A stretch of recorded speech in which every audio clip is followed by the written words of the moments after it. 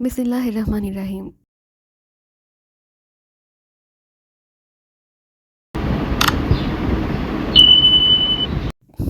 شطرنج قسط نمبر 3۔ میرے والدین نے اس طرح نشوونما کی تھی میرے ذہن کی کہ میں بالکل بے عمل ہو کر رہ گیا۔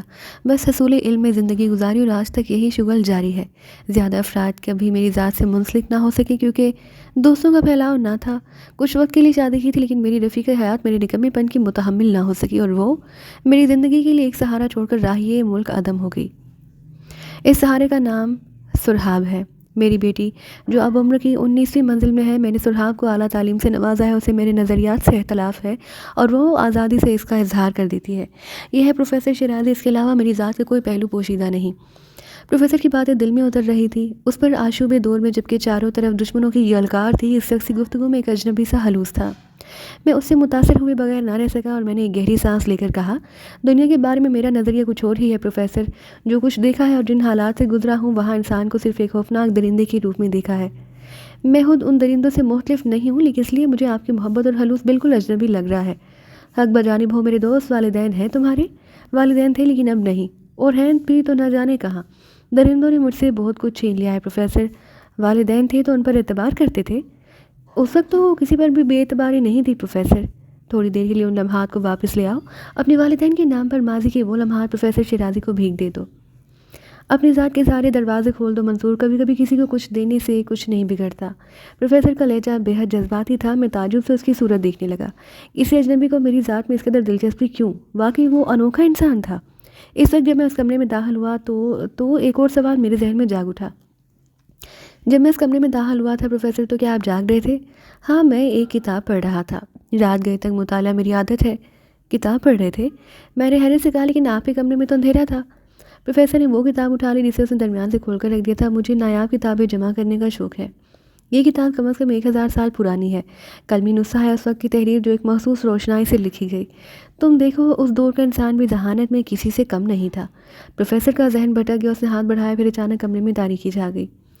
تب پروفیسر نے کتاب کھول کر میرے سامنے رکھ دی اور میں نے وہ حیرت انگیز چیز دیکھی۔ کتاب کے الفاظ جگنوؤں کی طرح چمک رہے تھے، اتنے صاف نظر آ رہے تھے کہ انہیں بآسانی سے پڑھا جا سکتا۔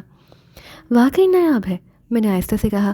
پروفیسر نے کتاب بند کر کے دوبارہ روشنی کر دی، پھر بولا، تمہارے بارے میں میرا اشتیاق بڑھ رہا ہے منصور۔ میری کہانی طویل ہے پروفیسر۔ منصور احمد بھی کسی دور میں نیک فطرت نوجوان تھا، میں نے بھرائی ہوئی آواز میں کہا، اور پھر گزرے ہوئے لمحات میرے گالوں پر پانی بن کر لڑکتے رہے۔ میں نے اس شخص کی شخصیت کے سحر میں گرفتار ہو کر خود کو مکمل طور پر ظاہر کر دیا۔ پروفیسر بت بنا میری کہانی سنتا رہا، پھر میں نے اس علاج کے بارے میں بتایا اور جہاں تک پہنچنے کی تفصیل بتا کر خاموش ہو گیا۔ ہاں منصور، ہماری یہ دنیا بڑی عجیب ہے۔ نہ جانے لوگوں نے نفرت کو شعار کیوں بنا لیا ہے، نہ جانے یہ سب مل کر اس دنیا کو گلزار بنانے کا کیوں نہیں سوچتے۔ وہ تھوڑی دیر توقف کے بعد بولا، پھر میرے بچے ہیں، اب تم نے کیا سوچا ہے؟ اس کے علاوہ اور کیا سوچ سکتا ہوں پروفیسر کہ ان لوگوں سے انتقام لوں جنہوں نے میری ذات کا حسن چھین کر مجھے یہ روپ دیا ہے۔ نہیں منصور، ایک غلطی انہوں نے کی، دوسری تم نہ کرو۔ برائی کا جواب برائی سے دینا دانش مندی نہیں۔ میرے بارے میں کون سوچے گا پروفیسر؟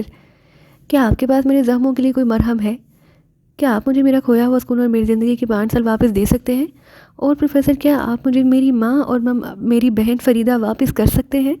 لائیے یہ ساری چیزیں مجھے واپس دے دیں، میں وعدہ کرتا ہوں کہ میرا برائی کا راستہ نہیں اپناؤں گا، میں نے کہا، اور آنسوں کی چند قطروں نے مجھے احساس دلا دیا کہ میں رو رہا ہوں۔ مجھے ان آنسوں سے نفرت ہے پروفیسر جو نہ جانے کیوں تمہارے سامنے ان آنکھوں نے بہا دیے۔ اب ان آنکھوں سے آنسو نہیں شعلے نکلیں گے۔ میں شرمندہ ہوں کہ آپ کے انتقام نہ لینے والی نصیحت کو قبول نہیں کر سکوں گا۔ ہاں، زندگی میں کبھی کبھی نفرت اور انتقام کے جذبات سے اکتاہٹ محسوس ہوئی تو اس محبت اور شفقت کے تصور سے روح کو ٹھنڈا کر لوں گا، یا کسی کو تکلیف پہنچاتے ہو وقت یہ احساس ضرور رکھوں گا کہ دنیا صرف نفرت اور انتقام کا نام نہیں۔ منصور بیٹی، تمہارے جذبات کو میں بالکل تمہاری ہی طرح محسوس کر رہا ہوں، اس کے باوجود میری درخواست ہے کہ تم برے راستوں پر نہ جاؤ۔ جانتا ہوں کہ تمہاری نیکی اور شرافت تمہیں کچھ نہ دے سکے، لیکن برائی تمہیں مزید اذیت دے گی۔ میں نہیں مانتا پروفیسر، سیٹھ کی کرتوتوں نے اسے عزت دیا اور وقار دیا ہے، ہم جیسے لوگوں پر فوقیت دی ہے، پھر آپ بدی کے راستوں کی یہ خوفناک تصویر کس فریم میں فٹ کریں گے؟ اس کا اہتمام بھی ہوگا، ضرور ہوگا، اور تم دیکھو گے کہ انتہا کتنی عبرتناک ہوتی ہے۔ میں ساری باتیں مان لوں پروفیسر، لیکن فریدہ اور ماں کو نہیں بھول سکتا، کبھی نہیں بھول سکتا۔ ان کی تلاش میں میں تمہاری مدد کروں گا۔ پروفیسر نے شکست خوردہ آواز میں کہا، لیکن تم تو قتل کے الزام کا کیا کرو گے؟ باہر نکلو گے تو پولیس تمہیں گرفتار کر لے گی۔ کچھ بھی ہو جائے مجھے یہ سازش تو ناکام بنانی ہی ہے، کیوں نہیں؟ لیکن اس کے لیے وہ ذرائع احتیاط مت کرو جو منصور جو تمہیں مزید گہرائی میں پہنچا دے۔ میری پیشکش ہے کہ تم اس مکان کو اپنی پناہ گاہ تصور کرو۔ ابھی کچھ روز خاموشی سے گزارو، میں حالات کا جائزہ لوں گا، پھر کوشش کروں گا کہ اپنے تعلقات سے کام لے کر تمہارے مسائل حل کروں۔ تمہیں میرے ساتھ اتنا تعاون تو کرنا ہی چاہیے۔ پروفیسر کے لہجے میں عاجزی تھی۔ میں تعجب سے اس شخص کے بارے میں سوچنے لگا، یہ بے لوث انسان میرے لیے اتنا دردمند کیوں ہو گیا؟ میں تو اس کے لیے بے مصرف ہوں۔ اگر ابتدا ہی میں اس سے ملاقات ہو جاتی تو کیا میں آج ایک شریف انسان کی مانند زندگی نہ گزار رہا ہوتا؟ کیا یہ 5 سال میری زندگی کی سنہری سال نہ ہوتے؟ کیا میں فریدہ کی شادی نہ کر چکا ہوتا؟ وہ میری نگاہوں سے اوجھل کیوں ہوتی؟ نہ جانے میرے بعد کتنے مسائل کتنے مصائب اٹھانے پڑے ہوں گے ان بیچاروں کو۔ یہ سب کیوں ہوتا؟ پروفیسر شہزادی کو تلاش کرنے کے لیے مجرم بننا کیوں ضروری ہے؟ کیوں ضروری ہے؟ پروفیسر آپ مجھے پہلے کیوں نہ مل گئے؟ ایک بات بتا دیں پروفیسر، صرف ایک بات، مجھے ایسے انسان سے آپ کی نئی ہمدردی کیوں ہو گئی؟ میں تو اس ارادے سے داخل ہوا تھا کہ اگر کوئی مزاحم ہوگا تو ہر طرح سے میں اپنی آزادی کا تحفظ کروں گا۔ میں نے زندگی کو بہت قریب سے دیکھا ہے منصور، اور انسان میری دنیا کی ہر جاندار شے سے زیادہ معصوم اور بے بس نظر آتا ہے۔ کتابی علم کہتا ہے کہ انسان اصل سے سوم ہے اور اب تک معصوم ہی رہے گا۔ برائیاں زندگی کے لیے جہنم تعمیر کرتی ہیں، اور جہنم کا سرد کرنا ہر صاحب ہوش کا فرض ہے۔ مجھے اس دنیا سے پیار ہے۔ میں دنیا کے گلستان میں پھولوں کا آرزومند ہوں۔ میرے بچے، پھولوں کی کاشت کے لیے دنیا بھر کی میں نہ مل سکے تو ایک پودا ہی لگا دو، صرف ایک پودا، جس پر کھلنے والا پھول تمہاری روح اور ہمیشہ کی بالغی بخشے گا۔ میں اس بالغی کے حصول کے لیے کوشاں ہوں، بولو تم میری مدد کرو گے میرے بچے؟ میں کیا کر سکتا ہوں پروفیسر؟ صرف یہی کہ مجھ سے تعاون کرو۔ اس وقت تک جرم کے راستے پر نہ جاؤ جب تک میں تمہارے مسئلے میں بے بسی کا اظہار نہ کر دوں۔ بولو مجھ سے تعاون کرو گے؟ مجھ پر قتل کا الزام ہے پروفیسر، کیا میں قاتل کی حیثیت سے تمہارے لیے مصیبت نہیں بن جاؤں گا؟ صرف الزام ہے، تم قاتل تو نہیں۔ اگر اس الزام میں میں بھی شامل ہو جاؤں تو کیا حرج ہے؟ ہم دونوں مل کر خود کو بے گناہ ثابت کرنے کی کوشش کریں گے۔ بہتر ہے، لیکن مجھے اپنی ماں اور بہن کو تو تلاش کرنے دیں۔ جہاں اتنا صبر کیا ہے تھوڑا اور کر لو۔ ہمارا دوسرا مرحلہ یہی ہوگا۔ تم باہر نکلو گے تو تمہارے ذہن میں انتقام کا جذبہ ابھرے گا، اور یہ جذبہ تمہیں مزید برائیوں کی طرف لے جائے گا۔ تم قاتل بھی بن سکتے ہو۔ ٹھیک ہے پروفیسر، آپ کے اس بے لوث احساس کے عوض میں مزید دوڑنے سے رک جاتا ہوں، لیکن اگر میری ماں اور بہن کسی حادثے کا شکار ہو گئی تو میں اس دنیا کو معاف نہیں کروں گا۔ پروفیسر نے آگے بڑھ کر میری شانے پر ہاتھ رکھ دیا۔ خدا نے چاہا تو بحیریت ہوں گی، قوت عزت تمام شیطانی قوتوں پر حاوی ہے، اور ایسا ہوتا ہے جو ہماری سوچ سے کہیں بالا تر ہوتا ہے۔ وقت کافی گزر چکا ہے، آؤ میں تمہیں آرام کی جگہ بتا دوں، اطمینان سے سو جاؤ۔ میں اپنی خوابگاہ سے تھوڑی دور ایک کمرے کا دروازہ کھولتا ہوں، وہاں آرام دہ بستر لگا ہوگا، ضرورت کی دوسری چیزیں بھی موجود تھیں۔ یہ تمہاری خوابگاہ ہے۔ شکریہ پروفیسر، میں نے گہری سانس لے کر کہا، اور مجھے خدا حافظ کہہ کر چلا گیا۔ میری جوتے اتارے اور بستر پر دراز ہو گیا، لیکن ذہن سوچ سمجھ سے بیگانہ ہو رہا تھا۔ کون کسی کی آگ میں کودتا ہے؟ پھر لوگ تو نیک ناموں کی دوستی اپناتے ہیں، برے لوگوں کو سہارا دینے والے تو معاشرے میں مسخرے کہلاتے ہیں۔ یہ شخص اتنا مختلف کیوں ہے؟ مجھ سے کیا چاہتا ہے؟ بظاہر تو اسی کوئی غرض بھی محسوس نہیں ہوتی۔ پھر یہ محبت، یہ التفات، میرا سر دکھنے لگا۔ پروفیسر کی شخصیت نے ڈاواں ڈول کر دیا تھا، ذہن بری طرح دکھنے لگا تھا۔ چنانچہ میں سونے کی کوشش کرنے لگا، اور تھوڑی دیر کے بعد نیند آ گئی۔ جب میں بیدار ہوا تو کمرہ بدستور نیم تاریک تھا۔ دیواری گھڑی 12:30 بجا رہی تھی، دن کے 12:30۔ یقیناً میں گہری نیند سویا تھا۔ میں باتھ روم میں گھس گیا، ٹھنڈے پانی نے روح کو شگفتہ کر دیا۔ شیو بنانے کا سامان موجود تھا۔ میں باتھ روم سے نکلا تو دروازہ کھلا ہوا تھا اور ایک ملازم منتظر کھڑا تھا۔ سلام سرکار۔ اس نے جلدی سے سر پر ہاتھ رکھ دیا۔ پروفیسر صاحب نے کہا کہ آپ کو لائبریری میں پہنچا دوں۔ میں اسباب میں سر ہلا کر ملازم کے ساتھ کمرے سے نکلا ہے۔ دن کی روشنی میں نے عمارت کے ہر حصے کو بغور دیکھا، نہایت خوبصورت تعمیر تھی، ہر چیز سے سلیقہ اور نفاست ٹپکتی تھی۔ ایک کمرے کے دروازے کے سامنے ملازم نے مجھے لا کھڑا کر دیا۔ میں نے دروازہ کھول کر اندر قدم رکھا۔ کمرے کے چاروں طرف چھت تک بلند الماریاں تھیں جن میں کتابیں بھری ہوئی تھیں۔ درمیان میں جگہ جگہ شیلف رکھے ہوئے تھے جو نفیس جلد والی کتابوں سے سجے تھے۔ پروفیسر ایک انتہائی آرام دہ نشست پر نیم دراز تھا، اس کے ہاتھ میں ایک موٹی سی کتاب تھی۔ مجھے دیکھ کر وہ مسکرایا، کتاب بند کر کے رکھ دی، پھر آنکھوں سے چشمہ اتار کر بولا، صبح بخیر۔ شکریہ پروفیسر، لیکن اب تو دوپہر ہو گئی ہے۔ تم خوب سوئے، آؤ بیٹھو۔ ناشتے کے وقت جی چاہ رہا تھا کہ تمہیں بلا لوں، لیکن پھر یہ سوچا کہ تمہیں نیند کی شدید ضرورت ہے۔ اب جوس سے ایک گلاس پی لو، اس کے بعد لنچ کریں گے، ورنہ تمہاری بھوک خراب ہوگی۔ پروفیسر نے کہا تو مجھے ہنسی آ گئی۔ ہنسی کیوں آئی؟ پروفیسر نے چشمہ دوبارہ ناک پر رکھ کر حیرت سے پوچھا، آپ مجھے کیا بنانے کی کوشش کر رہے ہیں؟ پروفیسر، میں تو ٹاٹ کا کیڑا ہوں۔ عمل کی زندگی کیسے گزار سکتا ہوں؟ پھر وہی بات، دیکھو تم رات کے کچھ وعدے کر چکے ہو اور ان وعدوں کے تحت تم وہ نہیں ہو جو پہلے تھے۔ اپنی زندگی میری ہدایات پر چلانے کا تجربہ کرو، اگر سکون نہ ملا تو میں تمہیں دوبارہ مجبور نہیں کروں گا۔ ٹھیک ہے پروفیسر، لیکن میں اتنا بدبخت انسان ہوں کہ آپ جیسے خوبصورت الفاظ میں شکریہ بھی ادا نہیں کر سکتا۔ احسان چکانے کی بات الگ رہی، میں نے کہا اور ایک کرسی پر بیٹھ گیا۔ تھوڑی دیر بعد ملازم اس کے لیے 2 گلاس لے آیا۔ پروفیسر نے اپنا گلاس لے کر اخبار میرے سامنے کر دیا۔ میں چونک پڑا، ایک خبر نمایاں تھی، پروفیسر نے اس پر حاشیہ بنا دیا: جیل سے آزاد ہونے والے مجرم نے ایک نوجوان کو قتل کر دیا، مجرم پولیس کو دھوکہ دے کر فرار ہو گیا۔ یہ سرخی تھی اور اس کے بعد خبر یوں تھی: منصور احمد نامی نوجوان نے اپنے دیرینہ دشمن فیروز کو قتل کر دیا۔ واقعات کے مطابق 5 سال قبل منصور کو چرس فروشی اور دیگر جرائم کی بنا پر 5 سال قید کی سزا دی گئی۔ منصور کے بارے میں اس کے پڑوسیوں کا خیال تھا کہ وہ ایک شریف نوجوان ہے۔ اپنی سزا پوری کرنے کے بعد منصور واپس اپنے گھر آیا تو اس کی ماں اور بہن موجود نہیں تھی اور اس کا مکان فیروز نامی ایک شخص کے قصبے میں تھا۔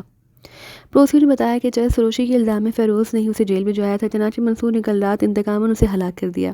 اسے پتھر سے فیروز کو زود و کوب کیا اور اس کا چہرہ مسح کر دیا۔ گزشتہ رات کسی پڑوسی نے لاش کی اطلاع پولیس کو دی، لیکن پولیس کو دیکھتے ہی منصور ایک کار میں فرار ہو گیا۔ پولیس سرگرمی سے قاتل منصور کو تلاش کر رہی ہے۔ خبر پڑھ کر میری حالت عجیب ہو گئی، حالانکہ میں نے فیروز کو قتل نہیں کیا تھا، مگر مجھے اس کے مرنے کی خبر پڑھ کر خوشی ہوئی اور دل اس بات پر رو دیا کہ ایک بار پھر پولیس کے لیے درد سر بن گیا تھا۔ خبر پڑھ لی تم نے؟ پروفیسر نے پوچھا۔ ہاں پروفیسر، اب میں چرس فروش سے قاتل بن گیا ہوں، بہرحال کچھ اہمیت تو بڑی۔ میں نے تلخی سے مسکراتے ہوئے کہا: لاش فیروز کی تھی؟ پروفیسر معنی خیز لہجے میں بولا: ہاں، اسے میرے خلاف سازش کرنے کے لیے قتل کیا گیا ہے، لیکن مجھے اس کی موت کی خبر پر خوشی ہے۔ فیروز جیسے لوگ ہی مجرموں کی تحلیق کرتے ہیں، اس بدبخت انسان نے میرے پڑوس کے لڑکوں کو غلط راستوں پر لگایا تھا۔ اس سے قبل جو کام وہ چھپ چھپ کر کرتے تھے اب کھلے عام کرنے لگے تھے، کیونکہ انہیں فیروز کی پشت پناہی حاصل ہو گئی تھی۔ پروفیسر نے کلائی پر بندھی ہوئی گھڑی میں وقت دیکھا اور کہا: لنچ کا وقت ہو گیا ہے، آؤ کھانا کھائیں۔ میں خاموشی سے اس کے ساتھ اٹھ گیا۔ ہم کھانے کے کمرے میں پہنچ گئے اور ایک خوبصورت میز سے گرد پڑی ہوئی کرسیوں پر بیٹھ گئے۔ تمہاری تعلیمی قابلیت کیا ہے؟ پروفیسر نے لقمہ لیتے ہوئے پوچھا۔ انٹر کر چکا ہوں۔ ان دنوں تمہارے پاس کافی وقت ہے، میں چند کتابیں تمہیں دوں گا، ان کا مطالعہ تمہارے لیے بے حد ضروری ہے، پروفیسر نے کہا۔ اس وقت ایک لڑکی کمرے میں آئی، سفید سے سادہ لباس میں، بڑی بڑی اور ذہین آنکھوں والی۔ اس لڑکی کے لمبے لمبے بالوں کی ایک لیٹ کان کے پاس سے باہر نکل آئی اور اس لیٹ نے نہ جانے کیوں فوراً ہی میرے دل میں ایک خلش پیدا کر دی۔ مجھے کچھ یاد آ گیا۔ وہ سلام کر کے کرسی گھسیٹ کر بیٹھ گئی۔ پروفیسر کے ہونٹوں پر پیار بھری مسکراہٹ تھی۔ یہ سرحاب ہے، پروفیسر نے کہا، پھر سرحاب کی طرف دیکھ کر بولا: اور سرحاب یہ منصور ہے؟ جی۔ سرحاب نے ایک بار پھر مجھے دیکھا، اس کی بادامی آنکھوں میں کوئی جذبہ اور کوئی چمک نہیں تھی۔ کھانے کے دوران پروفیسر نے کئی بار سرحاب کی طرف دیکھا، لیکن وہ خاموشی سے گردن جھکائے کھانے میں مشغول رہی۔ میں نے صبح سرحاب کو تمہارے بارے میں بتایا تھا منصور، پروفیسر بولا۔ ہم دونوں ایک دوسرے پر بے حد اعتماد کرتے ہیں اور اپنے حالات سے ایک دوسرے کو آگاہ رکھتے ہیں۔ پھر تمہارے بارے میں سرحاب کو مطلع کرنا ضروری تھا۔ سرحاب نے کہا کہ وہ تم سے ملاقات کے بعد یہ تمہارے بارے میں رائے دے گی۔ تو سرحاب، اب تم منصور کے بارے میں کیا کہتی ہو؟ میرے خیال میں منصور صاحب کی سوچ ناپائیدار اور کسی قدر احمقانہ ہے، سرحاب نے بے باکی سے کہا۔ پروفیسر کے چہرے پر ہلکا سا تغیر نمودار ہو گیا۔ کیوں؟ اس نے پوچھا۔ ان سے بنیادی طور پر غلطی ہوئی، معاشرے میں ہر شخص کی اپنی ذمہ داریاں ہوتی ہیں، منصور صاحب کو کم از کم ایک طرف سے پرسکون رہنا چاہیے تھا۔ اگر یہ ان حالات کا شکار ہو گئے تھے تو کم از کم قانون کا تحفظ کرنے والے اداروں سے انہیں بگاڑ پیدا نہیں کرنا چاہیے تھا۔ مس سرحاب، میں نے ایک انسپیکٹر کو پیشکش کی تھی کہ میں اسے اس جگہ پہنچا سکتا ہوں جہاں سیٹھ جبار کا مال اترتا ہے، لیکن اس انسپیکٹر نے الٹا مجھے گرفتار کر لیا، جبکہ سیٹھ جبار آج بھی آزاد ہے۔ یہ ادارہ کسی ایک فرد تک تو محدود نہیں، انہیں اس کی مہلت ہی نہیں مل سکی تھی سرحاب۔ ان کے خلاف سازش پر فوری طور پر عمل ہوا تھا، پروفیسر نے میری حمایت میں کہا۔ بہرحال لیڈی، آخری بات یہ رہ جاتی ہے کہ اگر ایک حادثہ ہو ہی گیا تو درگزر سے کام لینا زیادہ بہتر ہوتا ہے۔ انہوں نے معاشرے سے دوبارہ جنگ کی ٹھانی اور انتقام کے لیے نکل کھڑے ہوئے، گویا معاشرے کو ایک اور سماج دشمن مل گیا۔ مجھے تمہاری انتہا پسندی سے اختلاف ہے۔ زمین فرشتوں کی نہیں، انسانوں کی ہے، کسی کو کچھ لوگ تو وہ چیخے گا اور پھر مزاحمت میں کوشاں ہو جائے گا، پروفیسر نے قدر ناخوشگواری سے کہا، اور سرحاب خاموش ہو گئی۔ مجھے اندازہ ہو گیا تھا کہ لڑکی نے مجھے پسند نہیں کیا۔ تھوڑی دیر کے بعد ہم اٹھ گئے، میں پروفیسر کے ساتھ ان کی لائبریری میں چلا گیا، سرحاب اپنے کمرے کی طرف چل دی۔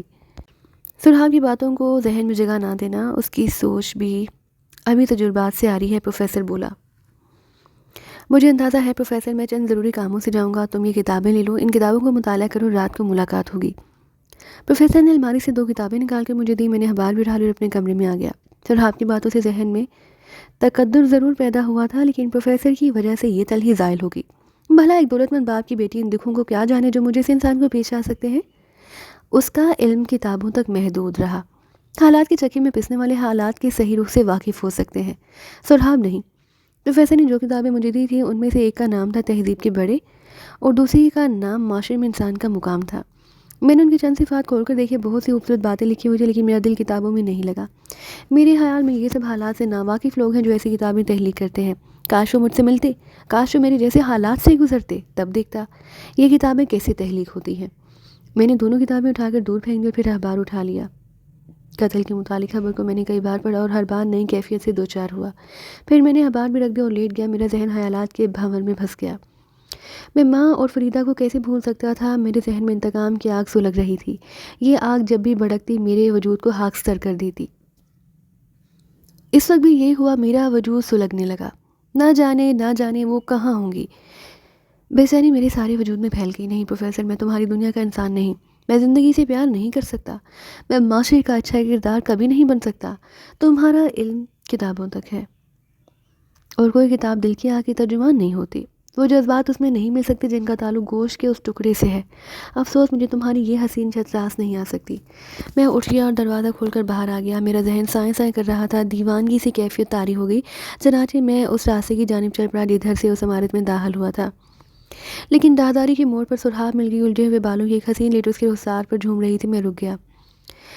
میں تمہارے پاس ہی آ رہی تھی، وہ بے تکلفی سے بولی۔ کوئی حکم ہے میرے لیے؟ میں نے سرد لہجے میں کہا۔ اس کی مسکراہٹ گہری ہوگی۔ میرے ساتھ میرے کمرے میں آؤ، وہ تہکمانہ لہجے میں بولی اور پھر واپس مڑ گئی۔ نہ جانے کیوں میں اس کے پیچھے پیچھے ایک خوبصورت کمرے میں پہنچ گیا۔ یہاں کا ماحول بڑا پرسکون محسوس ہو رہا تھا۔ بیٹھو، وہ بولی اور میں ایک کرسی پر بیٹھ گیا۔ میری طرح متلون مزاج معلوم ہوتے ہو؟ نہیں، میرا ذہن صاف ہے، ہم لوگ جھوٹ نہیں بولتے، تم بھی مت بولو، اس نے کہا۔ میں نے تلخ نگاہوں سے اسے دیکھا۔ میرے لیے یہ کیسے ممکن ہے مس سرحاب؟ میں اس طبقے سے تعلق رکھتا ہوں جو اخلاقیات کا حسن تو محسوس کر سکتا ہے لیکن اپنا پسندیدہ کردار تخلیق نہیں کر سکتا۔ آپ مصائب کی اس بھٹی کی تبش سے بہت دور ہیں جو کردار مسے کرتی ہے، چنانچہ آپ کو جھوٹ بولنے کی ضرورت پیش نہیں آتی، جبکہ بعض اوقات ہم زندہ ہی جھوٹ کی بنیادوں پر ہوتے ہیں۔ بہرحال آپ ایک اچھے انسان کی اچھی بیٹی ہیں۔ شکریہ، لیکن میں ڈیڈی کے خیالات سے اتفاق نہیں کرتی۔ تم بے گناہ تو ہو، لوگوں کو تمہاری بے گناہی تسلیم کر لینی چاہیے اور تمہیں بھی اس سلسلے میں ہاتھ پر ہاتھ سے رکھ کر نہیں بیٹھنا چاہیے۔ میں تعجب سے اسے دیکھنے لگا۔ پھر میں نے کسی قدر کشمکش کے عالم میں کہا، میں خود بھی یہی چاہتا ہوں۔ تو پھر عمل کیوں نہیں کرتے؟ کروں گا، ضرور کروں گا، میں نے سخت لہجے میں کہا۔ ڈیڈی کا خیال ہے کہ بدی کو ختم کرنے کا ذریعہ بہترین نیکی ہے۔ میں بھی مانتی ہوں، لیکن یہ نیکی اگر انسان کو وقت سے پہلے قبر میں پہنچا دے تو پھر انسان کیا کرے؟ ہم اپنی گردن پر کسی معصوم سی چڑیا کا گھونسلہ بنانے کی اجازت تو نہیں دے سکتے۔ رات کو ڈیڈی سے میرا کافی اختلاف رہا۔ اگر تم نے اپنے بارے میں جھوٹ نہیں بولا تو تمہیں پورا حق ہے کہ اپنی بے گناہی ان لوگوں کے سامنے لاؤ جو جرم و سزا کا فیصلہ کرتے ہیں۔ آپ کو یہ بھی معلوم ہے کہ قانون کی حدود کیا ہیں؟ قانون لامحدود ہے، ہر انسان کے لیے بنایا جاتا ہے۔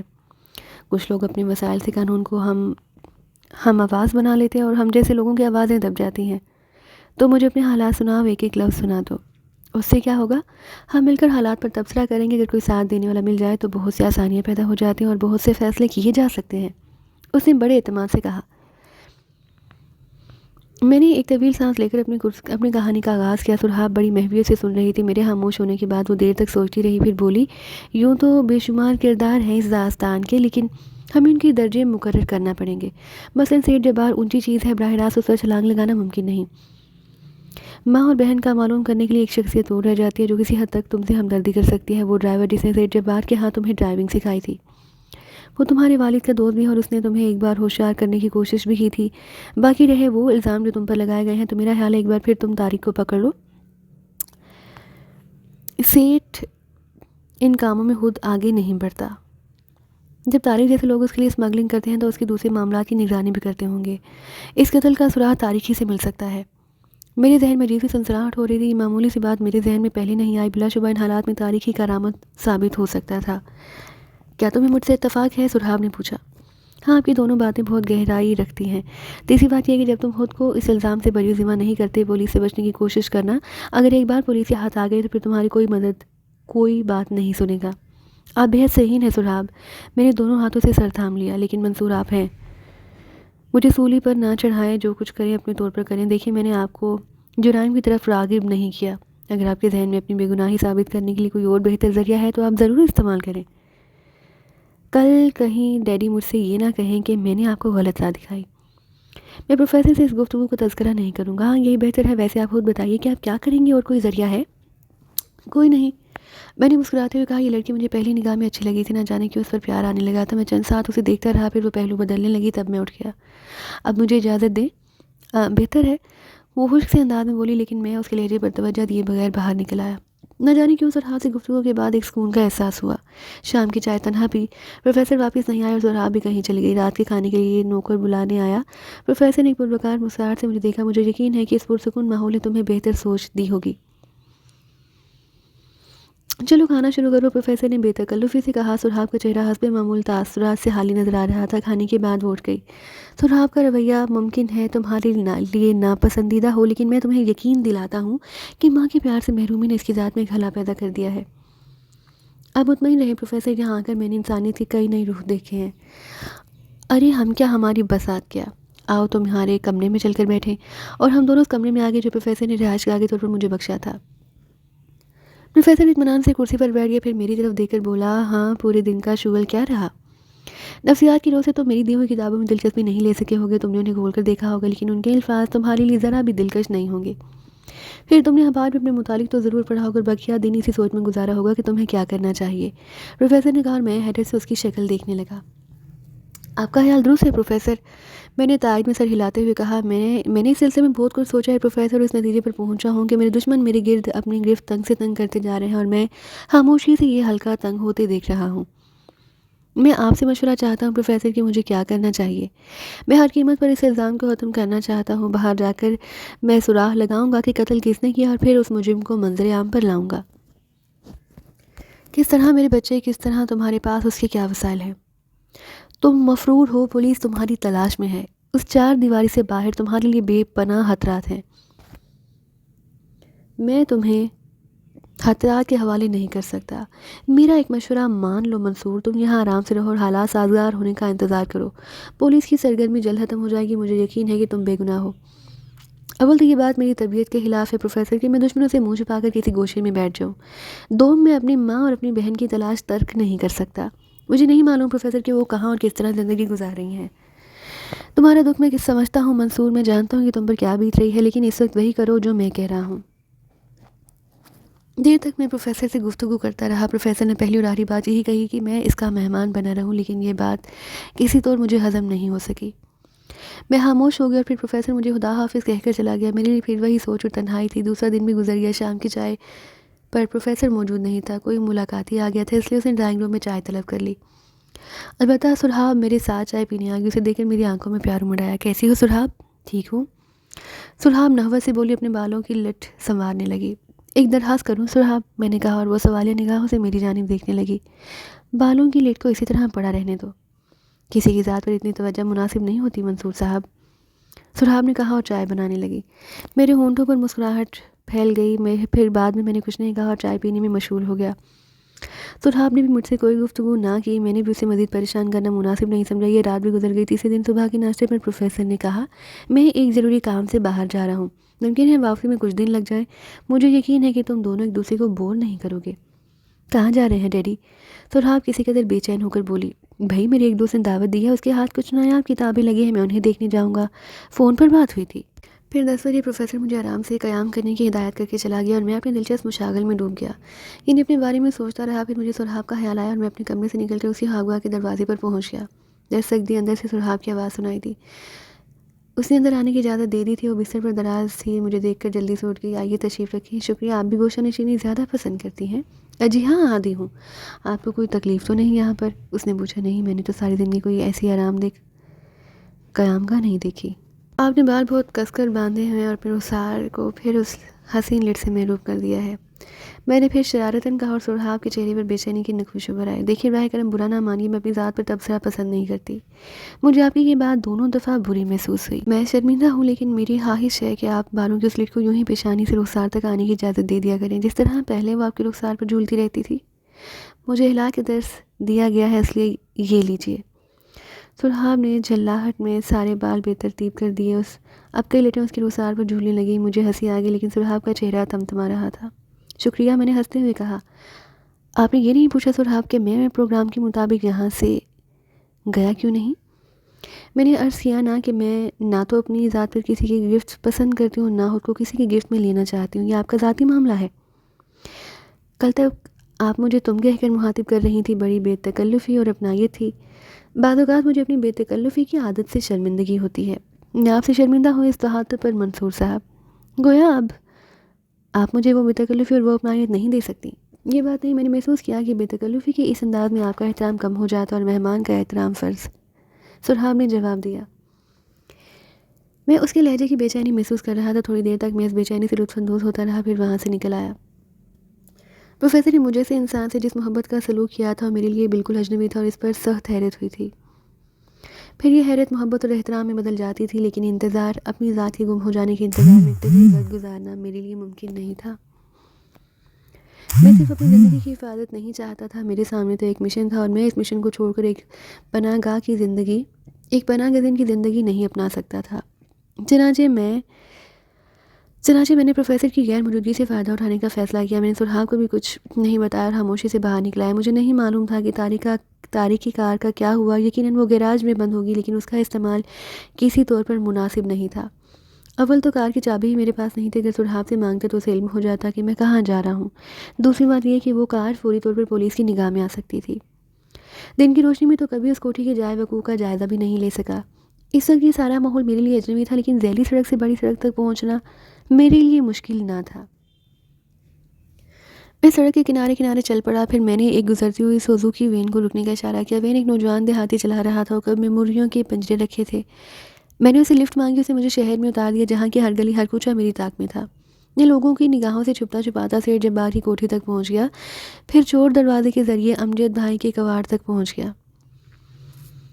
اگبی کھڑکی سے جھانک کر دیکھا تو امجد بھائی موجود تھے۔ میں نے آہستگی سے امجد بھائی کو آواز دی، فاصلہ ہی کتنا تھا؟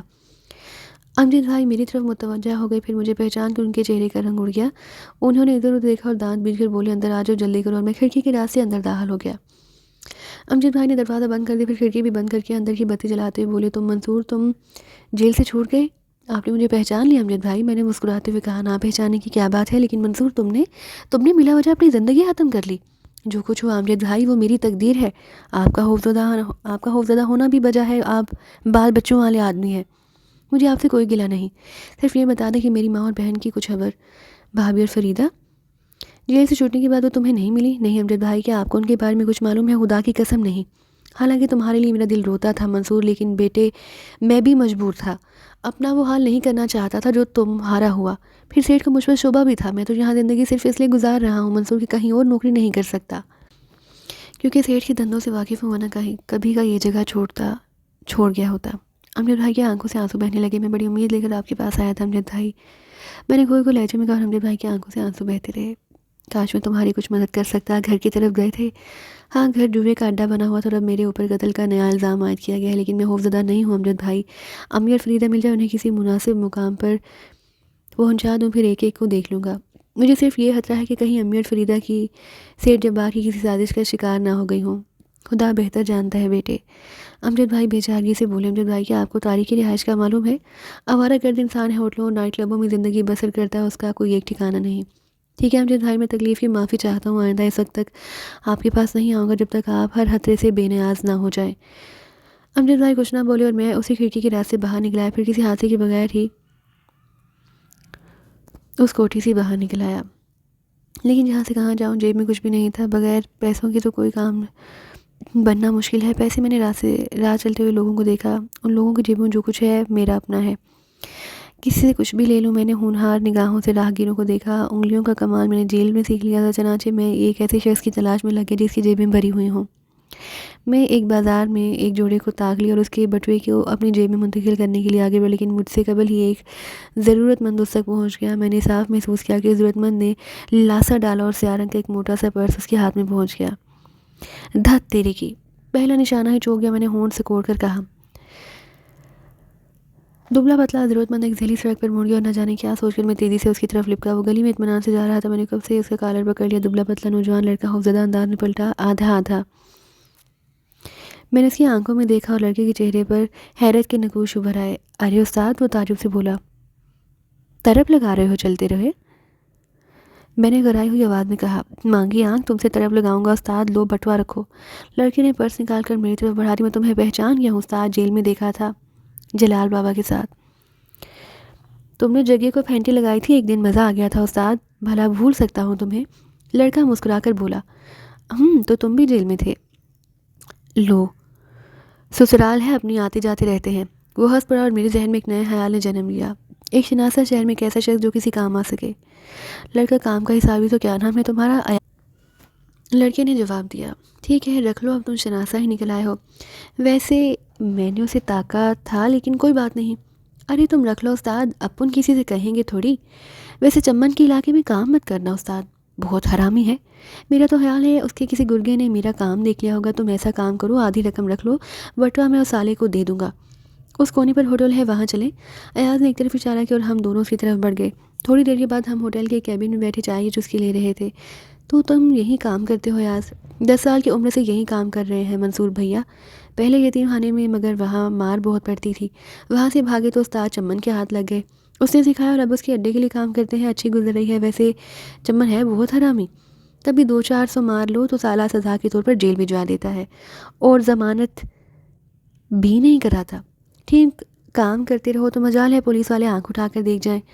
رہتے بھی اسی کے پاس ہو؟ نہیں استاد، رہتے تو گریسی لینڈ میں ہیں، ایک چھوٹا سا مکان کرائے پر رکھا ہے استاد، کسی کو رکھتا نہیں ہے۔ ایاز نے جواب دیا۔ کوئی ٹھکانہ نہیں ہے یار، تم کو جگہ دلوا سکتے ہو تو پھر اپن کے ساتھ رہو یار۔ مکان چھوٹا ہے پر 2 کمرے ہیں، پکی چھت والے، اور صحن بھی ہے، کوئی تکلیف نہیں ہوگی۔ ایمان سے اپن حلوس سے کہہ رہا ہے، اپنا بھی سالہ دل نہیں لگتا، اگر کہو گے تو کام بھی لگوا دیں گے چمن کے ہاں۔ ایسے کرنا خطرناک ہوتا ہے، میں یہ کام نہیں کرتا یار، وہ تو بس پیسوں کی ضرورت ہے اس لیے اس جوڑے کو تاکا تھا جس پر تم نے ہاتھ صاف کر دیا۔ میں نے کہا چلو ٹھیک ہے، تم اپنا کام کرنا، نہ بھی کرو تو کیا فرق پڑتا ہے، ابو نے تمہیں بھائی کہا ہے، ایمان سے نبھائیں گے۔ ایاز کے لہجے میں ہلوس ہی ہلوس تھا۔ میں نے اپنے گردن جھکائے سوچتا رہا، پھر ایک گہری سانس لے کر اس کا شکریہ ادا کیا اور اس کے ساتھ قیام پر ہمادگی ظاہر کر دے ایاز خوش ہو گیا۔ دیر تک ہم ہوٹل میں بیٹھے رہے، پھر ایاز نے جیب سے پرس نکالا اور رقم کا جائزہ لے کر اسے کافی نوٹ کھینچے اور میری جیب میں ٹھونس دیے۔ یہ رکھ لو منصور بھائی، عیش سے خرچ کرنا، اپن دھندا کر لیں، ٹھیک 4 بجے اسی ہوٹل میں مل جانا، اپنی ڈیوٹی 4 بجے ختم ہوتی ہے۔ ہم تو بھی تمہیں گھر لے چلتے، مگر چمن کے سپروائزر چیکنگ کرتے رہتے ہیں، ڈیوٹی کے ٹائم گھر جانے کی اجازت نہیں ہے، سالہ سوچتا ہے مال چھپانے گئے ہے۔ تو چلو گے 4 بجے؟ ہاں میں نے جواب دیا اور میں کیبن کی کرسی سے ٹک گیا۔ تقدیر کے تماشے بھی کیا خوب ہوتے ہیں، کہاں سے کہاں پہنچے، لیکن ہم نے آئے تو ہوشیاری سے کام شروع کرنا تھا۔ سڑکوں پر زیادہ آوارہ گردی مناسب نہیں تھی، کسی کی نگاہ پڑ جانے کا خدشہ تھا۔ ویسے میں نے سوچا تھا کہ اپنا حلیہ بدل لوں تاکہ خطرہ کم ہو جائے۔ کئی گھنٹے اس ہوٹل میں گزار دیے، دوپہر کا کھانا بھی یہیں کھایا، پھر یہاں سے نکل کر تھوڑی دیر تک چہل قدمی کی اور 4 بجے واپس ہوٹل پہنچ گیا۔ ایاز اسی کیبن میں موجود تھا، مجھے دیکھ کر خوشی سے کھل اٹھا اور ہم دونوں باہر نکل آئے۔ چمن اس بات پر اعتراض تو نہیں کرے گا کہ تم مجھے اس کے اڈے پر لے گئے؟ ڈرتا ہی کس سے ہے حرامی، بڑا دلیر ہے، کسی کی پرواہ نہیں کرتا۔ میں اسے کہوں گا کہ تم میرے ماموں زاد بھائی ہو۔ ٹھیک ہے، میں نے گردن ہلا دی اور ایاز مجھے لے کر اڈے پر پہنچ گیا۔ چمن استاد معمولی سی جسامت کا آدمی تھا، پورے وجود میں صرف اس کی آنکھیں خطرناک محسوس ہوتی تھی، کسی ہیپمیٹس کی آنکھوں کی مانند۔ ذہن کی گہرائیوں میں اتر جانے والی تخت پر نوٹوں کی گڈیاں سجی تھی، پرس، زیورات اور نہ جانے کیا کچھ۔ ایاز کے ساتھ مجھے دیکھ کر اس کی آنکھوں میں سوالیہ انداز پیدا ہوا۔ ماموں کا بیٹا ہے ساتھ، بہت دنوں بعد ملنے آیا ہے، نوکری کرے گا اس شہر میں۔ ایاز نے انکسار سے کہا۔ ماموں کا بیٹا نوکری کرے گا؟ اگر نوکری کرے گا تو پھر یہاں کیوں لائے ہو؟ چمن نے بھاری لہجے میں کہا۔ میں نے سوچا کہ کیوں نہ اسے استاد کی خدمت میں لے چلوں۔ ایاز کسی قدر سہمے ہوئے لہجے میں بولا۔ ادھر آؤ، چمن نے کہا اور میں اس کے پاس پہنچ گیا۔ ہاتھ سامنے دو، پھر وہ بولا اور میں نے دونوں ہاتھ اس کے سامنے پھیلا دیے۔ استاد میری انگلیاں ٹٹولنے لگا، لیکن اس کے ہاتھوں کی فولادی سختی کو میں نے اچھی طرح محسوس کیا تھا۔ اس کے ہونٹوں پر مسکراہٹ پھیل گئی۔ خوب اچھا کیا جو یہاں لے آئے، بات کر لی ہے اس سے؟ نہیں استاد، پہلے آپ کی اجازت ضروری تھی۔ کل صبح لے آنا، جاؤ سیر تفریح کراؤ، شہر دکھاؤ اسے۔ اور اس نے چند نوٹ ایاز کو دے دی اور وہ سلام کر کے میرے ساتھ باہر نکل آیا۔ میرا خیال ہے استاد نے تمہیں پسند کر لیا ہے، ایاز نے رکشہ روکتے ہوئے کہا اور ہم دونوں رکشے میں بیٹھ کر چل پڑے اور ایک گندی سی بستی میں روکا۔ میں اس شہر میں رہنے کے باوجود کسی طرف نہیں آیا تھا۔ بہرحال ایاز نے مکان کا تالا کھولا اور اندر داخل ہو گیا۔ وہ بھی بہت خوش نظر آ رہا تھا۔ اس نے جلدی چارپائی پر نئی چادر بچھائی اور پھر بولا، نہا لو منصور بھیا، پھر بازار چل کر تمہارے لیے ریڈی میڈ کپڑے خرید لیں گے، آج تو عیش ہے۔ میرا خیال ہے 3-4 ہزار روپے میرے پاس ہیں۔ آج آرام کریں ایاز، کل دن میں دیکھیں گے، میں نے کہا اور ایاز نے گردن ہلا دی۔ چلو یہ بھی ٹھیک ہے، رات کو کسی ہوٹل سے کھانا لے آؤں گا۔ چائے بناؤں؟ ہاں بناؤ، پھر باتیں کریں گے، میں نے کہا اور ایاز باہر نکل گیا۔ میں چارپائی پر بیٹھ کر ان حالات کے بارے میں سوچنے لگا۔ ایاز سے اس طرح ملاقات اور اس کا حلوس اس وقت میرے لیے ایک زبردست سہارا بن گیا۔ کاش کوئی بہتر سہارا اس وقت ملا ہوتا جب میں ایک نیک فطرت انسان تھا۔ ایاز چائے بنا لایا اور میرے سامنے بیٹھ گیا۔ سچ کہہ رہا منصور بھیا، اتنی خوشی مجھے کبھی نہیں ہوئی۔ پہلی بار وہ میرے گھر آیا ہے، ورنہ میں تو اسے حالی دیکھنے کا عادی ہوں۔ ایک خالی گھر میرا بھی ہے ایاز، میں نے ایک ٹھنڈی سانس لے کر کہا۔ تمہیں جیل کس سلسلے میں ہوئی تھی بھیا؟ نہ کردہ گناہ تھا، ایک سیٹ سے چل گئی تھی، اس نے چرس فروشی کے الزام میں پھنسا دیا۔ میں نے مختصراً کہا، اب ہر ایک کو تو اپنی کہانی نہیں سنا سکتا تھا۔ وہ یہ بڑے آدمی، میں کیا کہوں انہیں؟ نہیں یار، لیکن میں اسے چھوڑوں گا نہیں، میری ایک ماں اور چھوٹی بہن بھی نہیں تھی۔ جیل جانے کے بعد وہ دربدر ہوگی، میں انہیں تلاش کر رہا ہوں۔ کچھ پتہ چلا؟ ایاز نے ہمدردی سے پوچھا۔ کچھ پتہ نہیں چلا ایاز، سیٹ پھر ایک چال چل گیا ہے، اس نے مجھے قتل کے الزام میں پھنسا دیا اور میں مفرور ہوں۔ پولیس میری تلاش میں ہے دوست۔ میں نے یہ بات تمہیں اس لیے بتا دی کہ تم کسی غلط فہمی کا شکار نہ رہو، میری وجہ سے تم بھی کسی مصیبت سے گرفتار ہو سکتے ہو، میں نے کہا اور ایاز چند لمحات کے لیے خاموش ہو گیا۔ پھر بولا، کرتوت اپنے بھی کون سے اچھے ہیں منصور بھیا، پھنس گئے تو دیکھا جائے گا، تم اپنا حلیہ بدل لو اور اپنی ماں اور بہن کو تلاش کرو۔ ایاز تمہیں پوری مدد کرے گا، اس گھر کو اپنا سمجھو، تمہاری راتیں یہیں گزرنی چاہیے۔ دیکھو منصور بھیا، اپن کا کوئی نہیں، یتیم خانے میں آنکھ کھولی، آج تک پتہ نہیں کہ میرا باپ کون تھا، ماں کون تھی۔ بس کچھ لوگوں کو دیکھا جو مارتے تھے اور بھیک منگواتے تھے، ان کی آنکھوں میں کبھی رحم نہیں آیا۔ اپن کو کھانے کو اس طرح ملتا جیسے کتوں کو، وہاں سے بھاگے تو چمن کے ہاتھ لگے، اور زندگی کے بارے میں میں نے سوچنا چھوڑ دیا۔ لیکن محبت اور دوستی کی ضرورت کسی نہیں ہوتی۔ تمہیں بھیا کہا ہے تو کول نبھائیں گے، چاہے گردن کیوں نہ کٹ جائے۔ تمہارے دشمن ہمارے دشمن، تمہارے دوست ہمارے دوست، اور پھر ماں اور بہن مل گئی تو اپن بھی اپنا ایک چھوٹا سا گھر بنائیں گے۔ تمہاری ماں ہماری ماں، تمہاری بہن اپن کی بہن، ہم بھی ماں بہن والے ہو جائیں گے منصور بھیا۔ شریف آدمی، ایک دم فرسٹ کلاس۔ ایاز کی آنکھوں میں سنہرا مستقبل جھانک رہا تھا، اور میں آدمی کے اندر جھانک رہا تھا۔ کیا انسان اتنا ہی برا ہوتا ہے یا حالات سب کو میری مانند بنا دیتے ہیں؟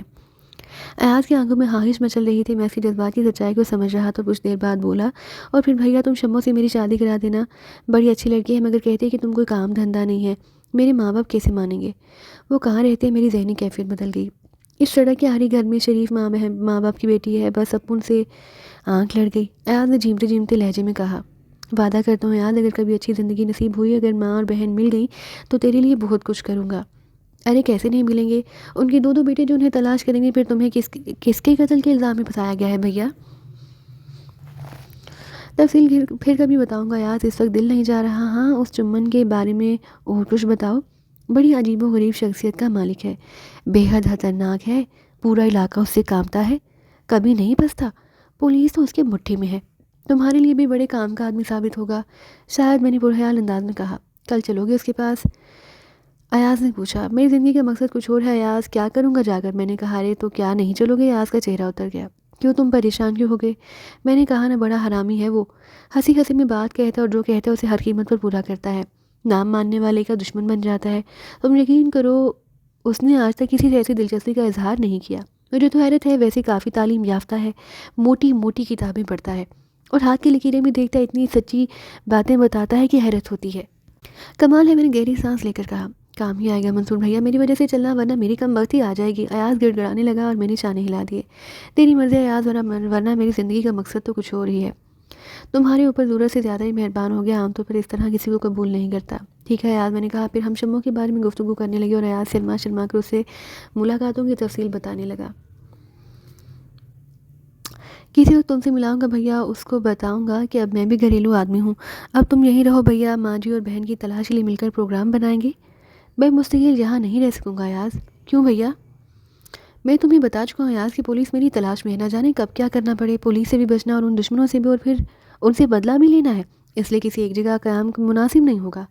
ہاں یہ تو ہے، تو پھر ایسا کروں گا، آج ہی ایک نیا تالا خرید لاتا ہوں، جس کی دو چابیاں ہوں گی، ایک تمہارے پاس رہے گی، دوسری میرے پاس، جب دل چاہے آ جانا اور جب جی چاہے چلے جانا۔ اگلے دن تیار ہونے کے بعد ہم چمن کے اڈے پر پہنچ گئے۔ اڈا اس وقت خالی پڑا تھا، یاد مجھے لیے ایک کمرے میں پہنچ گیا۔ چمن آنکھوں پر چشمہ چڑھائے آرام کرسی پر دراز ایک موٹی سی کتاب کے مطالعے میں مصروف تھا۔ ہماری آہٹ پر اس نے گردن اٹھائی اور مجھے دیکھ کر مسکرا دیا۔ آؤ دوست، ٹھیک ہے ایاز، تم جا سکتے ہو، اس نے پروکار انداز میں کہا۔ صورت سے وہ بدماش معلوم نہیں ہوتا تھا، ایک سنجیدہ اور پروکار سی شخصیت کا مالک جسے دیکھ کر ذہن میں کوئی برا تاثر نہیں ابھرتا تھا۔ بیٹھو، اس نے ایک کرسی کی طرف اشارہ کیا اور میں شکریہ ادا کر کے بیٹھ گیا۔ چمن کی نگاہیں مجھے ٹٹول رہی تھی، پھر اس نے مسکراتے ہوئے کہا، اجنبی ہو اس شہر میں؟ ہاں، اور نوکری کرنے آئے ہو؟ ہاں، میں نے مختصراً کہا۔ میں ایک برے پیشے سے منسلک ہوں دوست، لیکن اس کے علاوہ میرے چند دلچسپ مشاغل اور ہی ہیں، مثلاً چہرہ شناسی اور دست شناسی۔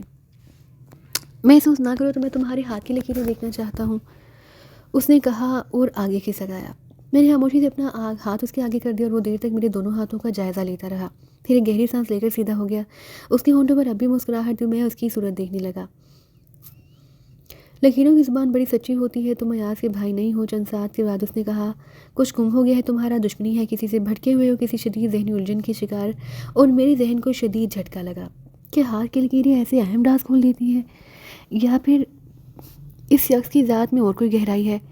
ممکن ہے میں کسی غلط آدمی کے سامنے آ گیا، میرے دل میں پریشانیاں ضرور بہرنے لگیں۔ بہرحال میں اپنے فن سے جنون کی حد تک عشق کرتا ہوں، عام لوگوں کو یہاں دیکھنا پسند نہیں کرتا۔ ممکن ہے ایاز کو تمہارے یہاں لانے پر سرزنش کرتا، لیکن تمہارے چہرے کی لکیروں نے مجھے تمہاری طرف متوجہ کر دیا۔ دیکھو دوست، تم جو کچھ بھی ہو، مجھے اس سے سروکار نہیں۔ میں ایک برا آدمی ہوں، لیکن بعض اوقات ہم برے لوگ غیر فطری طور پر اچھائیوں کی طرف مائل ہو جاتے ہیں۔ تم اگر پریشان ہو تو میں تمہاری ہر طرح سے مدد کرنے کو تیار ہوں، اگر ضرورت محسوس کرو تو آ جانا۔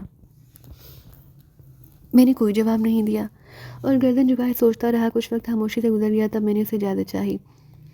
نہیں، دوپہر کا کھانا میرے ساتھ ہی کھاؤ، اس کے بعد چلے جانا۔ میں نے معذرت کی تو وہ اصرار کرنے لگا۔ دوپہر کے کھانے تک مجھے رکنا پڑا، اس کے بعد میں اس سے اجازت لے کر باہر نکل آیا۔ رکشہ لے کر ایاز کے گھر کی طرف چل پڑا۔ دماغ چکرا گیا تھا۔ اب بھی یہی خیال تھا کہ وہ کافی مشتبہ شخصیت ہے اور اسے میرے بارے میں ضرور کچھ نہ کچھ معلوم ہے۔ ایاز کے مکان پر پہنچا تو تالا لگا ہوا تھا۔ ایاز کی دی ہوئی چابی کام آئی اور میں اندر داخل ہو گیا۔ ممکن ہے ایاز مجھے لینے ہی گیا ہو۔ میں اس کا انتظار کرتا رہا اور سوچتا رہا، ان حالات میں تو یہاں رکنا مشکل ہو جائے گا، ہاں مہاں بیچارہ ایاز بھی مصیبت میں گرفتار ہو جائے گا۔ وہ شخص کافی خطرناک معلوم ہوتا ہے۔ ایاز رات کو تقریباً 10 بجے واپس آیا تو اس کا چہرہ اترا ہوا تھا، لباس بھی بے ترتیب تھا اور عجیب حلیہ تھا۔ مجھے دیکھ کر اس کے ہونٹوں پر افسردہ سی مسکراہٹ پھیل گئی اور وہ سر جھکا کر بیٹھ گیا۔ کیا بات ہے ایاز، کوئی خاص بات ہو گئی؟ ہاں منصور بھیا، کل تمہارا وہاں لے جانا غلط ہو گیا، کاش میں ایسا نہ کرتا، ایاز نے افسردہ لہجے میں کہا اور میں چونک پڑا۔ ہوا کیا ایاز؟ اس سرامی نے تمہارا ہاتھ دیکھا تھا؟ ہاں یقین کرو، بڑی شیطانی قوتوں کا مالک ہے۔ میں واپس گیا تو مجھ سے کہنے لگا کہ بابو کون ہے، تیرا بھائی تو نہیں ہو سکتا۔ میں نے کہا استاد، میرا ماموں زاد بھائی ہے، تو بس بگڑ گیا اور اس کے بعد کمبخت نے اچھی خاصی پٹائی کر دی۔ تب میں نے تھوڑی سی حقیقت اگل دی منصور بھائی، میں سخت شرمندہ ہوں۔ ایاز نے گردن جھکا دی۔ تم نے اسے کیا بتایا ایاز؟ یہی کہ میری تم سے جیل میں ملاقات ہوئی تھی اور ان دنوں تم پولیس سے لڑتے پھر رہے تھے۔ اس نے پوچھا کہ چکر کیا ہے، تو میں نے بڑی مشکل سے اسے یقین دلایا کہ تم نے مجھے نہیں بتایا کہ پولیس تمہاری تلاش میں کیوں ہے۔ ایاز نے جواب دیا۔ میں نے گردن ہلائی۔ ٹھیک ہے ایاز، اس حد تک تو کوئی بات نہیں، تم فکر نہ کرو، لیکن تمہارا کیا خیال ہے، کیا چمن کو مجھ پر پہلے ہی کوئی شبہ ہو گیا تھا؟ میرا خیال ہے وہ پہلے ہی نگاہ میں کسی شک میں گرفتار ہو گیا تھا، ورنہ اسے کسی بیکار آدمی سے کیا دلچسپی ہو سکتی ہے؟ ممکن ہے بھیا، بس وہ کمبخت عجیب و غریب فطرت کا مالک ہے، بعض اوقات ایسی ہٹ پٹانگ حرکتیں کرنے لگتا ہے، اس لیے میں نے سوچا تھا کہ بہرحال میں بھی موم کا بنا ہوا نہیں ہوں ایاز، دیکھ لوں گا، سب کو دیکھ لوں گا۔ ایاز دیر تک شرمندگی کا اظہار کرتا رہا، پھر اس نے رات کے کھانے کے بارے میں پوچھا۔ اسے معذرت کرتے ہوئے میں نے کہا کہ چمن نے اصرار کر کے مجھے اتنا کھلا دیا کہ اس وقت کھانا گول کرنا پڑے گا، ویسے بھی طبیعت میں گرانی، اور پھر میں نے سونے کا فیصلہ کر لیا۔ ایاز کو نیند بہت کچی تھی، لیٹنے کی تھوڑی دیر بعد سو گیا، لیکن میں بہت کچھ سوچ رہا تھا۔ اگر وہ بدبخت شخص بھی کسی طرح جبار سیٹ کا آلائے کار نکلا تو پولیس بہت جلد یہاں بھی پہنچ جائے گی، اور پولیس سے پہنچنے سے پہلے کچھ کر لینا چاہیے۔ چنانچہ میں خاموشی سے اٹھا اور ایاز کے مکان سے باہر نکل آیا۔ کافی دور تک پیدل چلتا رہا، پھر ایک سڑک پر آ کر ایک ٹیکسی روکی۔ سپر اسٹار چلنا ہے دوست، کرایہ دونوں طرف کا دوں گا، میں نے ڈرائیور سے کہا۔ اس وقت جناب؟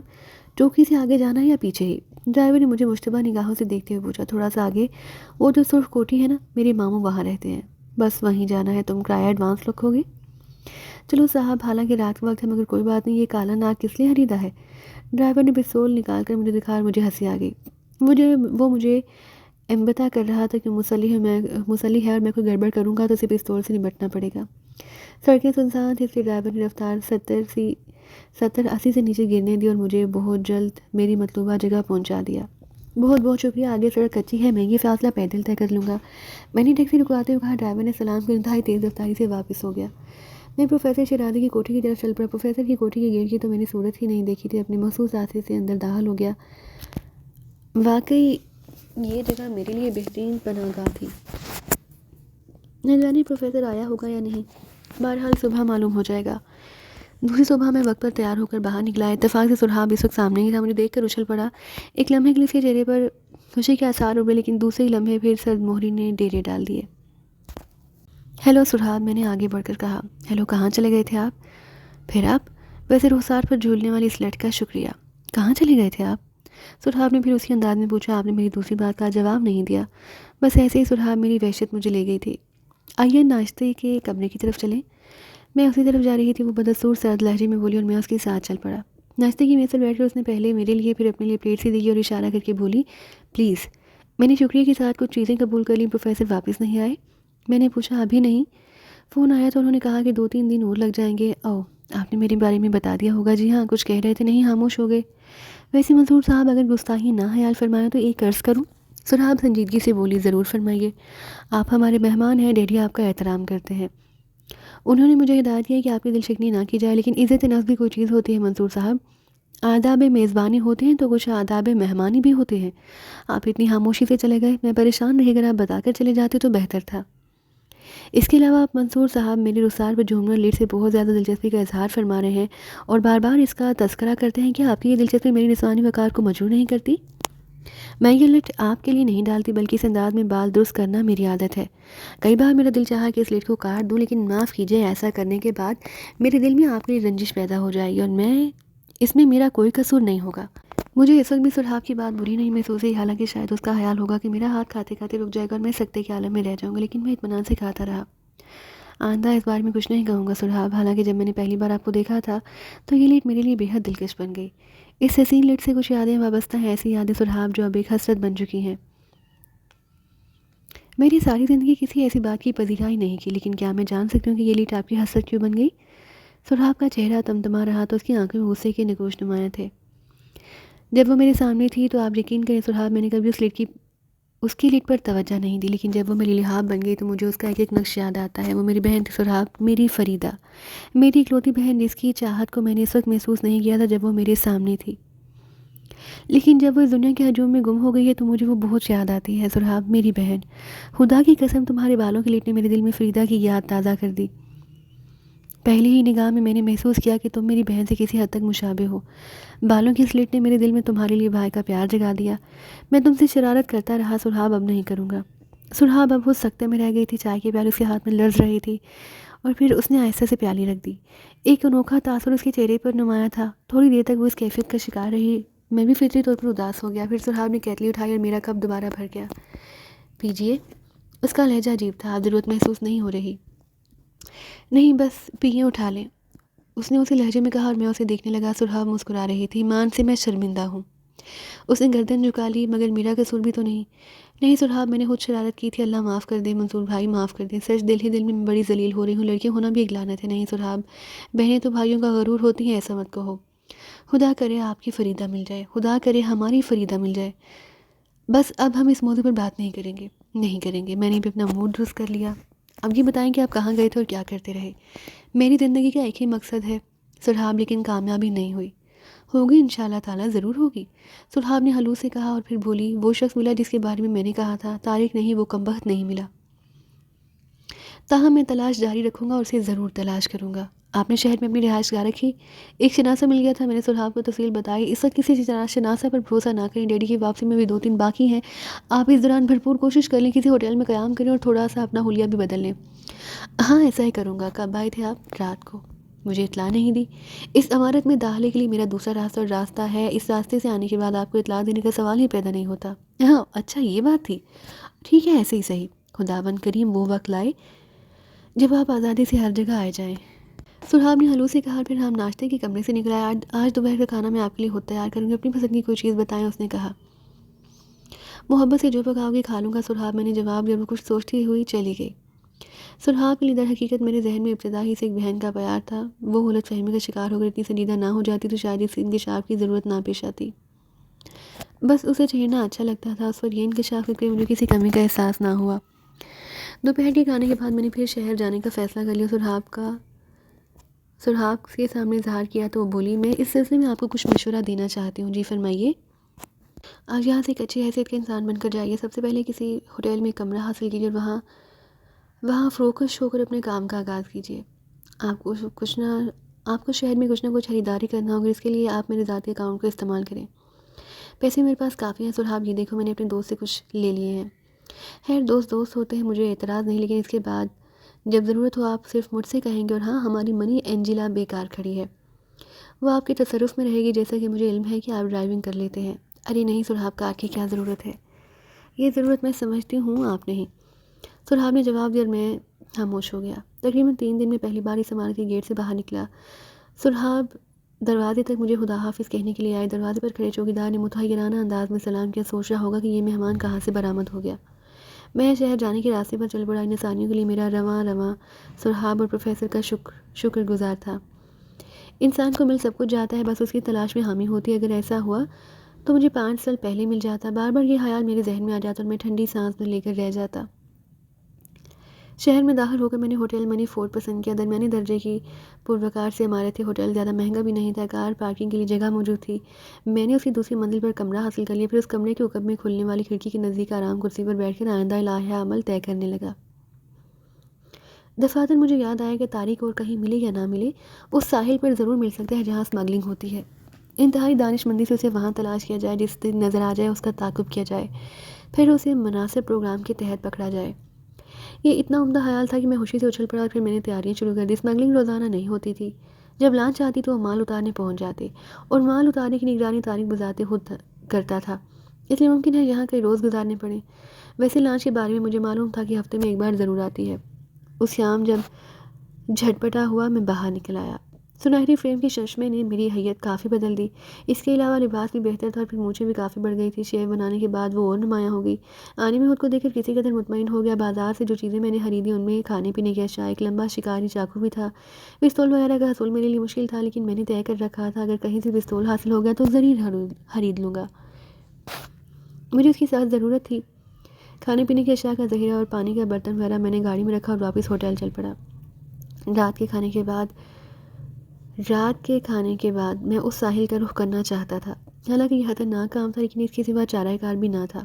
میں نے کار ہوٹل کی نیم تاریخ پارکنگ میں کھڑی کی اور نیچے اترنے کے لیے دروازہ کھول ہی رہا تھا کہ نزدیک کھڑی ہوئی ایک کار سے آواز ابھری، میں بھی چلوں؟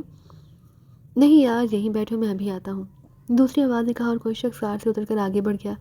لیکن پہلی آواز مجھے آشنا معلوم ہوئی اور میں ساکت ہو کر رہ گیا۔ میری سانس تک بند ہو گئی تھی کیونکہ میں اس آواز کو پہچان گیا۔ دادا سگریٹ پیو، ایک آواز ابھری۔ چھوڑو یار، مصیبت گلے پڑ گئی ہے، اس بار اپن برے پھنس گئے تھے۔ دوسرے کام تو ٹھیک تھے، پر یہ منہ چھپائے پھرنا اپنے لیے بہت مشکل ہے۔ تم ایسا کرو دادا، تھوڑے دن کے لیے یہ شہر چھوڑ دو۔ کہاں جائیں؟ کون سی جگہ ہے ہمارے لیے؟ لیکن اور کرو گے بھی کیا فیروز دادا؟ سیٹ کے چنگل میں جو ایک بار پھنس جائے اس کا نکلنا مشکل ہی ہوتا ہے۔ اور میرے خیال کی تصدیق ہوئی، جس آواز پر میں چونکا تھا وہ فیروز ہی کی تھی، لیکن اس کی آواز سن کر حیرتوں کے جو پہاڑ مجھ پر ٹوٹے تھے اس کا آسانی نہیں ہو سکتا۔ فیروز تو مر چکا تھا، میری گردن پر اس کے قتل کا الزام تھا، لیکن وہ زندہ تھا۔ اس کا مطلب ہے وہ لاش کسی اور کی تھی اور اسے فیروز کی لاش بنایا گیا تھا۔ میرے پورے بدن میں بجلیاں بھڑ گئیں۔ اگر کسی طرح فیروز کو زندہ ثابت کر دیا جائے تو میری گردن سے قتل کا الزام دور ہو سکتا ہے، لیکن کس طرح؟ میں کار میں دبک گیا، اس سے اچھا موقع اور نہیں مل سکتا تھا۔ میں نے دروازہ آہستہ سے بند کر لیا، پھر کان اس کار میں ابھرنے والی آوازوں کی طرف لگا دی، لیکن اب ادھر خاموشی تھی۔ میں سانس ہو کے آنکھیں پھاڑ کر ان لوگوں کو دیکھتا رہا۔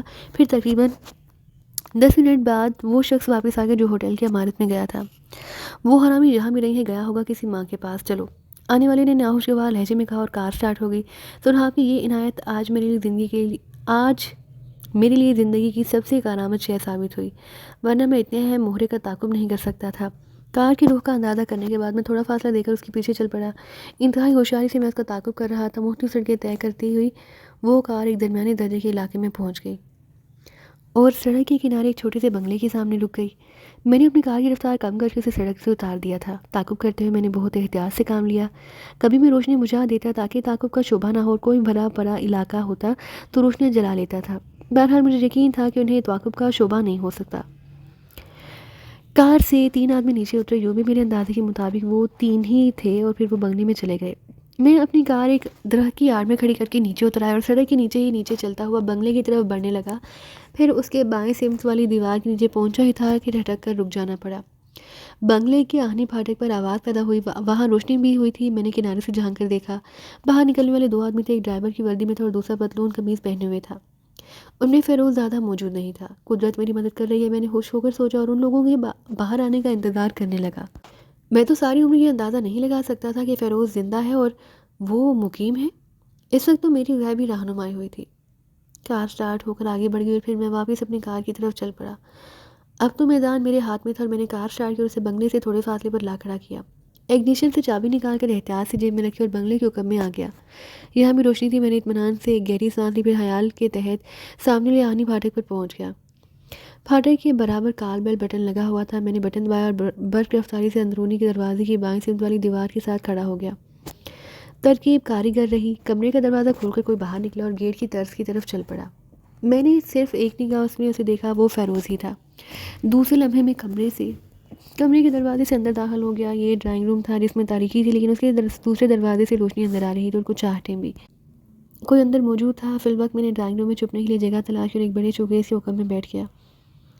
چند منٹ بعد فیروز واپس آ گیا۔ اس نے ڈرائنگ روم کے دروازہ اندر سے بند کر دیا، پھر اس دوسرے کمرے کی طرف بڑھ گیا۔ کون تھا ڈیئر؟ ایک نسوانی آواز ابھری جو کسی قدر خمار آلود تھی۔ باہر تو کوئی بھی نہیں۔ پھر بیل کس نے بجائی؟ پتہ نہیں۔ ویسے یہ بیل خراب ہو گئی ہے، بارش میں ارتھ ہو جاتے۔ اس دن بھی جب بارش ہوئی تو یہ مسلسل بجتی رہی۔ اوہ آؤ اپنا گلاس خالی کرو تاکہ میں دوسرا پیک بناؤں، نسوانی آواز میں کہا گیا، اور میں نے صورتحال کا کسی قدر اندازہ لگا لیا۔ یوں لگتا ہے جیسے اس چھوٹے سے بنگلے میں ان دونوں کے علاوہ اور کوئی نہیں۔ اگر ہوتا تو دروازہ کھولنے جاتا، لیکن اب کیا کیا جائے؟ ان دونوں کے بریک ڈاؤن ہونے کا انتظار۔